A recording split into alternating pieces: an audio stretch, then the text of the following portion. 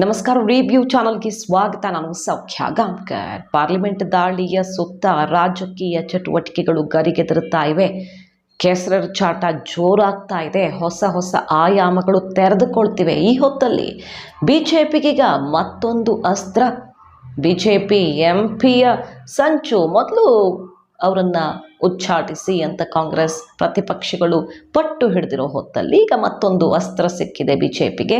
ಈ ವಿಚಾರಕ್ಕೆ ಸಂಬಂಧಪಟ್ಟಂತೆ ಮಾಹಿತಿ ಮುಂದೆ ಇಡ್ತಾ ಇದ್ದೀವಿ. ಮಿಸ್ ಮಾಡಿದ್ರೆ ನಮ್ಮ ಚಾನಲ್ನ ಸಬ್ಸ್ಕ್ರೈಬ್ ಮಾಡಿ, ಹಾಗೆ ನಿಮ್ಮ ಅಭಿಪ್ರಾಯ ಕಮೆಂಟ್ ಮಾಡಿ ತಿಳಿಸಿ. ಎಸ್ ವೀಕ್ಷಕರೇ, ಈ ಭದ್ರತಾ ಲೋಪ ಓಕೆ, ಇವರು ಬಂದರು, ಕಲರ್ ಗ್ಯಾಸ್ ಅಲ್ಲಿ ಅಹಿತಕರ ಘಟನೆ ನಡೀತು, ಇಷ್ಟಕ್ಕೆ ಮುಗೀತು. ಅಕಸ್ಮಾತ್ ಶೂ ಒಳಗಡೆ ಇನ್ನೇನೋ ತಗೊಂಡು ಬಂದಿದ್ದವರು ಸ್ಫೋಟಕವನ್ನು ಮತ್ತೊಂದು ತಗೊಂಡು ಬಂದಿದ್ದು ಅಹಿತಕರ ಘಟನೆ ಆಗಿದ್ದರೆ, ಆಗಬಾರ್ದಾಗಿದ್ದರೆ ಯಾರ ಹೊಣೆ? ನಮ್ಮ ಭದ್ರತಾ ವ್ಯವಸ್ಥೆ ಎಷ್ಟರ ಮಟ್ಟಿಗಿದೆ ಅನ್ನೋದನ್ನು ತೆರೆದು ತೋರಿಸಿದೆ ಅನ್ನುವಂಥ ಆಕ್ರೋಶ ವ್ಯಕ್ತವಾಗ್ತಿದೆ. ಗೃಹ ಸಚಿವ ಅಮಿತ್ ಶಾ ಅವರು ರಾಜೀನಾಮೆ ಕೊಡಿ, ಉತ್ತರಿಸಿ ಮೊದಲು ಇದಕ್ಕೆ ಅಂತ ಬಿಗಿಪಟ್ಟು ಹಿಡಿದಿದ್ದಾವೆ ಪ್ರತಿಪಕ್ಷಗಳು. ಪ್ರತಾಪ್ ಸಿಂಹ ಪಾಸ್ ಕೊಟ್ಟಂತಹ ಪ್ರತಾಪ್ ಸಿಂಹ ಅವ್ರನ್ನ ಉಚ್ಚಾಟಿಸಿ ಮಹುವಾ ಮೊಯ್ತ್ರ ರೀತಿಯಲ್ಲಿ ಅಂತ ಪಟ್ಟು ಹಿಡಿದಿದ್ದಾರೆ. ಇಂಥದ್ದೆಲ್ಲ ಜಟಾಪಟಿ ಆಗ್ತಿದೆ.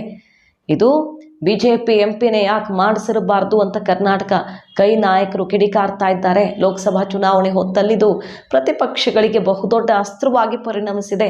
ಮತ್ತೊಂದು ಕಡೆ ಬಿಜೆಪಿ ಇದು ದೇಶದ ಒಳಗಿನ ಕೆಲವು ಕೆಟ್ಟ ಮನಸ್ಸುಗಳ ಕೈವಾಡದಿಂದ ನಡೆದಿರುವ ಘಟನೆ ಅಂತ ತಿಳಿತಾ ಇದೆ.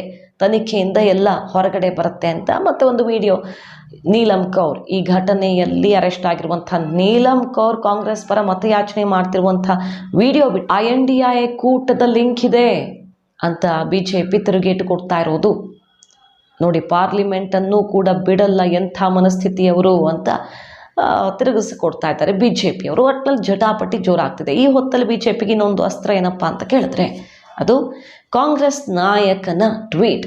ಇಂತಹ ಸಂದರ್ಭದಲ್ಲಿ ಎಲ್ಲ ಸಂಸದರು ನಿಜಕ್ಕೂ ಆ ಹೊತ್ತಿಗೆ ಶೇಕ್ ಆಗಿದ್ದಾರೆ ಒಂದು ಕ್ಷಣ.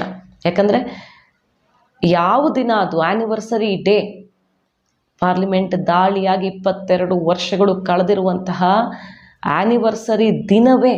ಅಲ್ಲಿ ಪನ್ನು ಬೇರೆ, ಖಲಿಸ್ತಾನಿ ಪನ್ನು ಮುಹೂರ್ತ ಫಿಕ್ಸ್ ಮಾಡಿದ ದಿನ, ಖಲಿಸ್ತಾನಿ ಮುಹೂರ್ತ ಇಟ್ಟ ದಿನಾನೇ ಇಂಥದ್ದೊಂದು ಘಟನೆ ಆಗುತ್ತೆ ಅಂದರೆ ಲಿಟ್ರಲಿ ಶೇಕ್ ಆಗಿದ್ದಾರೆ ಅಲ್ಲಿದ್ದ ಪ್ರತಿಯೊಬ್ಬರೂ ಕೂಡ ಪಕ್ಷಾತೀತವಾಗಿ. ಅಂತಹ ಒಂದು ಘಟನೆಯನ್ನು ವಿಜೇಂದರ್ ಸಿಂಗ್ ಅನ್ನುವಂಥ ಕಾಂಗ್ರೆಸ್ ನಾಯಕ ಬಣ್ಣಿಸಿರುವ ರೀತಿ. ಇವತ್ತು ನಡೆದಂತಹ ಪಾರ್ಲಿಮೆಂಟಿನ ಘಟನೆ ನನಗೆ ಭಗತ್ ಸಿಂಗ್ ಅವ್ರನ್ನ ನೆನಪು ಮಾಡ್ತಾ ಇದೆ ಅಂತ ಅವರು ಬರ್ಕೊಂಡಿದ್ದು. ವಿಜೇಂದರ್ ಸಿಂಗ್ ಒಲಿಂಪಿಕ್ಕಲ್ಲಿ ಮೆಡಲ್ ಗೆದ್ದಂತಹ ಒಬ್ಬ ಕ್ರೀಡಾಪಟು. ಆಮೇಲೆ ಕಾಂಗ್ರೆಸ್ ಸೇರಿ ಅವರು ಚುನಾವಣೆಗೂ ಕೂಡ ಸ್ಪರ್ಧೆ ಮಾಡಿದರು ಕಳೆದ ಲೋಕಸಭಾ ಚುನಾವಣೆಯಲ್ಲಿ. ವಿಜೇಂದ್ರ ಸಿಂಗ್ ಬರಹ ಈಗ ಸಿಕ್ಕಾಪಟ್ಟೆ ಕಾಂಟ್ರವರ್ಸಿಗೆ ಕಾರಣವಾಗಿದೆ. ಸೋಷಿಯಲ್ ಮೀಡಿಯಾದಲ್ಲಿ ಕಿಡಿ ಹೊತ್ತಿಸಿದೆ. ಬಹಳ ದೊಡ್ಡ ಮಟ್ಟದಲ್ಲಿ ಟೀಕೆ ವ್ಯಕ್ತವಾಗ್ತಿದೆ. ಭಗತ್ ಸಿಂಗ್ ಅವತ್ತು 1929 ಘಟನೆ ಇದೇ ರೀತಿ ಇತ್ತು. ವೀಕ್ಷಕರ ಗ್ಯಾಲರಿಯಿಂದ ಒಂದಿಷ್ಟು ಪಾಂಪ್ಲೆಟ್ಗಳು, ಬಾಂಬ್, ಅಂದರೆ ಈ ರೀತಿ ಬ್ರಿಟಿಷ್ ಪಾರ್ಲಿಮೆಂಟನ್ನು ನಡುಗಿಸುವ ರೀತಿಯಲ್ಲಿ ಒಂದು ಪ್ಲ್ಯಾನ್ ನಡೆದಿತ್ತು.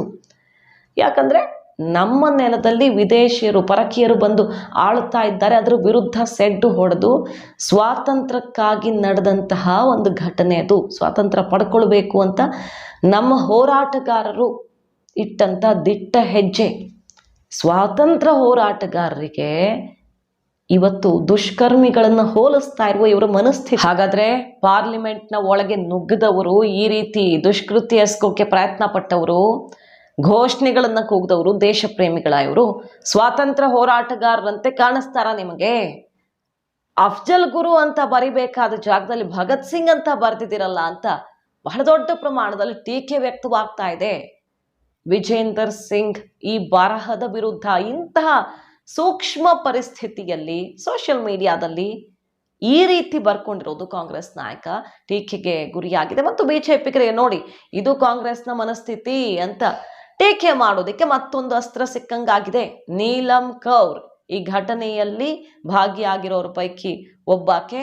ಆಕೆ ಕಾಂಗ್ರೆಸ್ ಪರ ಪ್ರಚಾರ ಮಾಡಿದ ವಿಡಿಯೋ, ಕಾಂಗ್ರೆಸ್ ನಾಯಕನ ಟ್ವೀಟ್ ಕೂಡ ಈಗ ಬಿಜೆಪಿಗೆ ಅಸ್ತ್ರವಾಗಿದೆ. ಸೊ ಎರಡೂ ಕಡೆಯಿಂದ ಜಟಾಪಟಿ ನಡೀತಾ ಇದೆ. ನಿಮ್ಮವರು ಮಾಡಿದ್ದು ನಿಮ್ಮವರೇ ಸಂಚು ಮಾಡಿದ್ದು ಕಾಂಗ್ರೆಸ್ ಹೇಳ್ತಾ ಇದ್ರೆ ಇದ್ರ ಹಿಂದೆ ಯಾರ ಕೈವಾಡ ಇದೆ ಅನ್ನೋದು ಬಯಲಾಗತ್ತೆ ಅಂತ ಬಿಜೆಪಿ ಟೀಕೆ ಮಾಡ್ತಿರೋದು. ಬಿಜೆಪಿ ತನ್ನದೇ ಆದ ಒಂದು ಪ್ರೈಮರಿ ಇನ್ವೆಸ್ಟಿಗೇಷನ್ ರಿಪೋರ್ಟ್ ಅನ್ನ ರೆಡಿ ಮಾಡ್ಕೊಂಡಿದೆ. ಸೊ ಕಾದ್ ನೋಡ್ಬೇಕು ಯಾವ ಹೊಸ ಆಯಾಮವನ್ನ ಪಡ್ಕೊಳ್ಳಿದೆ ಲೋಕಸಭಾ ಚುನಾವಣೆ ಹೊತ್ತಲ್ಲಿ, ಇದು ಯಾವ ರಾಜಕೀಯ ಸ್ವರೂಪಕ್ಕೆ ತಿರುಗಲಿದೆ ಅನ್ನೋದನ್ನ. ಮಾಹಿತಿ ನಿಮ್ಗೆ ಇಷ್ಟ ಆಗಿದ್ರೆ ಮಿಸ್ ಮಾಡಿದ್ರೆ ನಮ್ಮ ಚಾನಲ್ನ ಸಬ್ಸ್ಕ್ರೈಬ್ ಮಾಡಿ, ಹಾಗೆ ನಿಮ್ಮ ಅಭಿಪ್ರಾಯ ಕಮೆಂಟ್ ಮಾಡಿ ತಿಳಿಸಿ. Thank you.